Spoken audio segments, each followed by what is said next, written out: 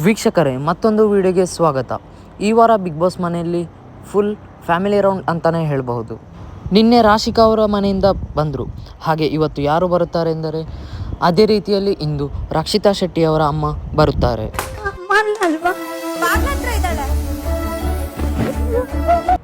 ರಕ್ಷಿತಾ ಅವರು ನನ್ನ ಅಮ್ಮ ಬಂದಿದ್ದಾರೆ ಎಂದು ಅಳುತ್ತಲೇ ಹೋಗಿ ತುಂಬಾ ಖುಷಿಯಿಂದ ತಪ್ಪಿಕೊಳ್ತಾರೆ. ಹಾಗೆಯೇ ಮನೆಯ ಎಲ್ಲ ಸ್ಪರ್ಧಿಗಳು ರಕ್ಷಿತಾ ಅವರ ಅಮ್ಮ ಜೊತೆ ಕುಳಿತುಕೊಂಡು ಮಾತಾಡ್ತಾರೆ. ಹಾಗೆ ಧ್ರುವಂತ್ ಅವರು ಓಡಿ ಬಂದು ನಂದು ತಪ್ಪಾಯ್ತೆಂದು ರಕ್ಷಿತಾ ಅವರ ಕಾಲಿಗೆ ಬೀಳ್ತಾರೆ. ಇಷ್ಟು ದಿನ ರಕ್ಷಿತಾ ಅವರಿಗೆ ರೇಗಿಸ್ಕೊಂಡು ಕಾಲು ಎಳ್ಕೊಂಡೇ ಇದ್ದಂತಹ ಧ್ರುವಂತ್ ಅವರು ಇದೀಗ ರಕ್ಷಿತಾ ಅವರ ಅಮ್ಮನ ಕಾಲಿಗೆ ಬಿದ್ದಿದ್ದು ತುಂಬಾ ಆಶ್ಚರ್ಯ ಅಂತ ಹೇಳಬಹುದು. ನನ್ನ ಮಗಳು, ಹಾಗೆ ಅವಳು ಇನ್ನೂ ತುಂಬಾ ಚಿಕ್ಕವಳು.